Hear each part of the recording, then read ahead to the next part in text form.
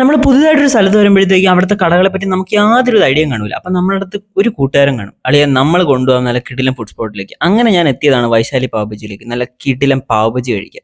ഇതിന് മുമ്പ് പാവ് ബജി കഴിച്ചപ്പോഴത്തേക്കും ഞാൻ പാവ് ബജി വെറുത്ത് പോയതാണ്. അപ്പോഴാണ് എനിക്ക് മനസ്സിലായത് നല്ല നല്ല കടകളിൽ നിന്ന് കഴിച്ചു കഴിഞ്ഞാൽ നല്ല പാവ് ബജി കിട്ടുമെന്നുള്ളൊരു പ്രതീക്ഷയിൽ ഇവിടെ എത്തിയതാണ്. ഈ അപ്പം പാവ് ബജി ഉണ്ടാക്കുന്ന ആ ഒരു പ്രൊഫഷണലിസം കണ്ടപ്പോൾ തന്നെ നമ്മളവിടെ ഇരുന്നു പോകും. എന്ത് രസമായിട്ടാണ് പുള്ളി ചെയ്തുകൊണ്ടിരിക്കുന്നത്. അതിൻ്റെ ഇടയിൽ നമ്മൾ എന്തെങ്കിലും പറഞ്ഞു കഴിഞ്ഞാൽ ഉണ്ടല്ലോ പുള്ളി ചാടി കടിക്കാൻ വരും. അതുകൊണ്ട് നമ്മൾ അങ്ങനെ ഒന്നും പറയാൻ പാടില്ല. പുള്ളി ഭയങ്കര കോൺസെൻട്രേറ്റ് ചെയ്താണ് ഈ പണി ചെയ്തുകൊണ്ടിരിക്കുന്നത്. ബോംബെ ഭോജൻ എന്തോ വിസിറ്റ് ചെയ്തിട്ടുണ്ടെന്നൊക്കെയാണ് അവൻ പറയുന്നത്. എനിക്കിത് ആരെന്ന് അറിഞ്ഞൂടാ. നമ്മൾ വലിയ ആളാണ്, ഏതോ ഒരു വലിയ ബ്ലോഗർ എന്തോ ആണ്. എന്തായാലും അവൻ നമുക്ക് വേണ്ടി ക്യൂ നിന്ന് പാവുബജി വാങ്ങിച്ചു തന്നപ്പോഴത്തേക്കും അവരുടെ നന്മ കാണിച്ചില്ലേ അത്. ഇതിന് മുമ്പ് കഴിച്ച പാവുബജിനെ കാട്ടി വളരെ സോഫ്റ്റ് ആയിട്ട് നല്ല നല്ല നല്ല പഞ്ഞി പോലെ ഇരിക്കുന്നൊരു പാവുബജി. എനിക്ക് ഇപ്പോഴും അതിൻ്റെ ആ ഒരു ടേസ്റ്റ് ഇങ്ങനെ വന്നുകൊണ്ടിരിക്കുകയാണ്.